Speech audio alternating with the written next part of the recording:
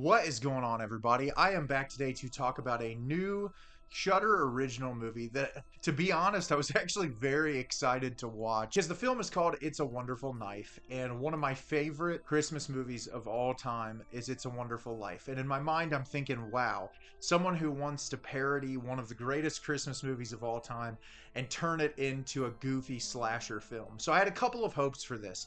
My first was that it would actually be genuinely good with great performances and some fun visual effects, or that it would be so terribly bad that it would be entertaining. And I was hoping that it would hit one of those two things, but either way, I really liked the design and the look of the slasher character in this from the initial poster that I saw. So I was very excited to jump in and watch this movie, and the film I'm going to be discussing with you today is It's a Wonderful Knife. It's a Wonderful Knife is directed by Tyler MacIntyre. Winnie's life is less than wonderful 1 year after saving her town from a psychotic killer on Christmas Eve. When she wishes she was never born, she finds herself magically transported to a nightmarish parallel universe.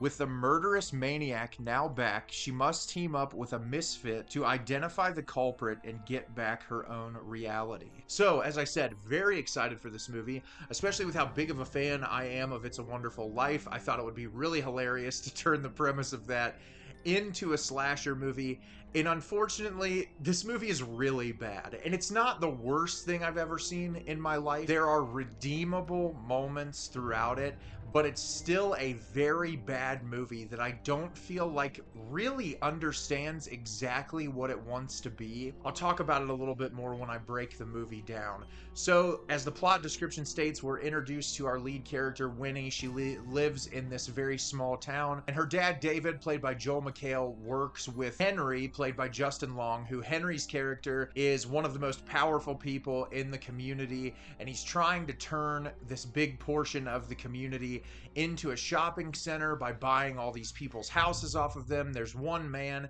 in the town who refuses to sell, so Justin Long's character is the villain in this circumstance. They give him these really gross fake teeth and a spray tan. He looks kind of like Trump. They really try their best to make him, like, vilify him as much as they can. So Henry forces David to go work on Christmas Eve and be pulled away from his family to go try to get this one signature, so right before Christmas they will be able to cement this deal so the shopping center can be built. So Winnie ends up going to a party after her dad's not able to come home and be there for Christmas Eve the whole time.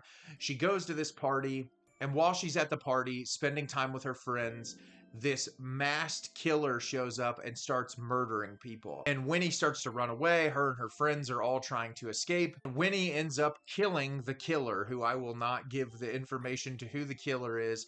But after killing that person, it jumps to a year later. Life has completely changed for her. She's being treated differently by everyone after experiencing this horrible thing.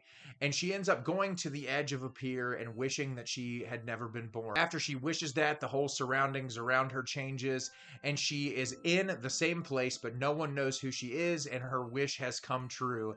And the slasher is still on the loose in the town. And so the entire film is her trying to figure out how to get back home and how to stop this slasher from terrorizing the community once again. So as I said, I thought this movie was really bad. I don't think it's the worst thing I've ever seen in the world, but the first issue I have with it is the tone of the movie. It does not really understand what it wants to be at all. At the beginning of the film, I was really immersed in what was going on. I thought that they did a nice job building the setting. Some of the performances were a little hokey, but I was hoping that that was going to attribute to it kind of mocking like Hallmark Christmas movies.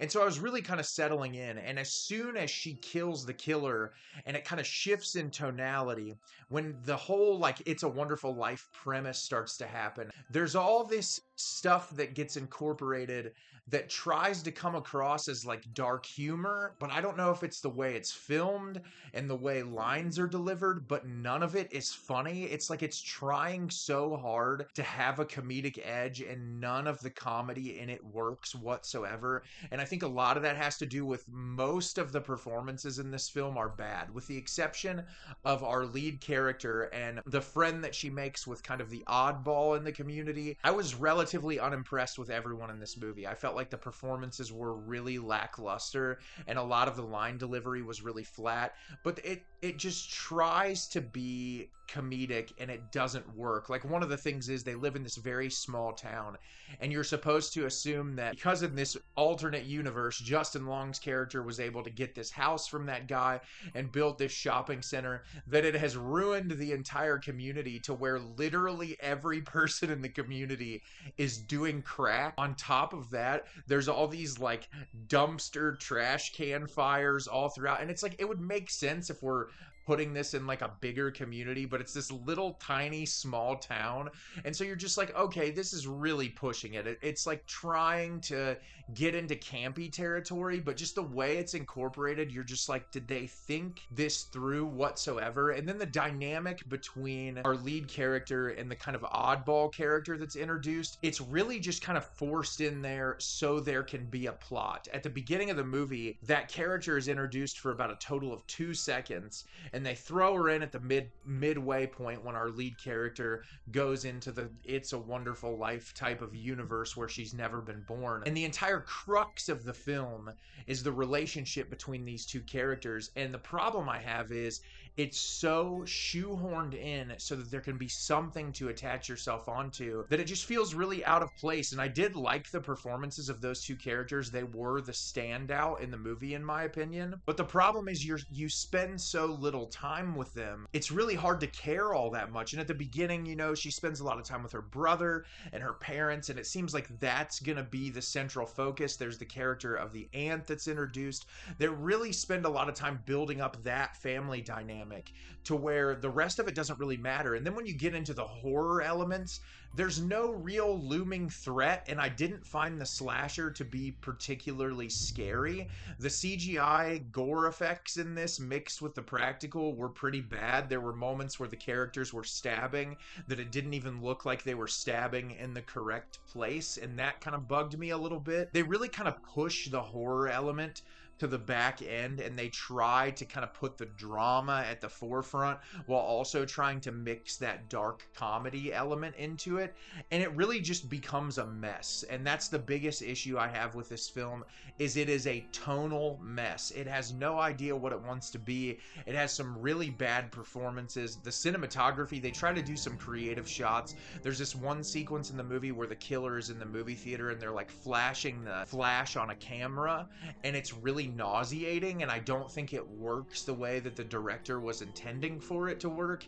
And yeah, I just found most of this to be really bland. There were a couple of charming moments, like the end gets really sappy, not even in a way that comes across as like charming, or not even in a way that like subverts your expectations to where it's like, oh, this is gonna play out more of like a Hallmark original movie. It was just, I don't know, I just left feeling really disappointed, and I kept seeing the potential and what this movie could be, and instead it was just a big letdown. So have you seen It's a Wonderful Knife? Did you love it? Did you hate it? Leave me a comment down below. Let me know what you thought. I thought this movie was mediocre. I was really disappointed, and honestly, I had a lot of hope that this would be really good, and it was everything but that. As always, if you can like the video and subscribe to the channel, helps me out a lot and lets me know the type of content you're looking for. I'm always putting out new material and look forward to getting more out for you in the near future. And as always, everyone, thank you so much for watching, and have a great rest of your day.